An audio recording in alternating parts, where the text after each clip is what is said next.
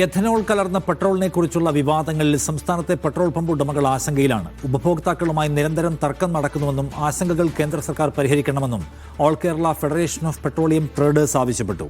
ജനങ്ങൾക്കുള്ള സംശയം ദൂരീകരിക്കാൻ help line സ്ഥാപിക്കണമെന്നും സംഘടന ആവശ്യപ്പെടുന്നുണ്ട്.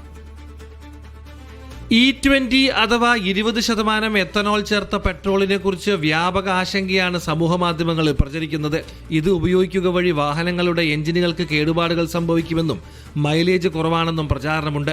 ഉപഭോക്താക്കളുടെ ഇത്തരം ആശങ്കകൾ കേന്ദ്ര സർക്കാരും പെട്രോളിയം കമ്പനികളും ദൂരീകരിക്കണമെന്നാണ് ആവശ്യം. ഉപഭോക്താക്കളുമായി പെട്രോൾ പമ്പുകളിൽ തർക്കം പതിവാണ്. ഇതുണ്ടാകുന്ന സാഹചര്യം ഒഴിവാക്കണം.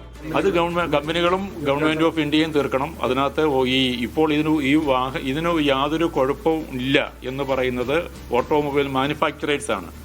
അവരുടെ ആരുടെയെങ്കിലും സമ്മർദ്ദത്തിന് വഴങ്ങിയാണോ അത് പറയുന്നത് നമുക്കറിയില്ല. കേന്ദ്ര സർക്കാർ നയപ്രകാരം എണ്ണ കമ്പനികൾ വിതരണം ചെയ്യുന്ന ഇന്ധനം ഉപഭോക്താക്കളിലേക്ക് എത്തിക്കുക മാത്രമാണ് പമ്പ് ഉടമകൾ ചെയ്യുന്നതെന്നും സംഘടന ചൂണ്ടിക്കാട്ടി. നാളെ ഒരു സർക്കാരിന്റെ അല്ലെങ്കിൽ പെട്രോളിയം മന്ത്രാലയത്തിന്റെ ഓയിൽ കമ്പനികളുടെ അല്ലെ കേന്ദ്ര ഗവൺമെന്റിന്റെ ഈ പറയുന്ന ഉറപ്പ് പാലിച്ചുകൊണ്ട് നിങ്ങളുടെ സ്ഥലത്തുനിന്ന് പെട്രോളോ ഡീസലോ അടിക്കുന്നു, ഒരു കുഴപ്പമുണ്ടായാലും വോയിസ് റെസ്പോൺസിബിൾ.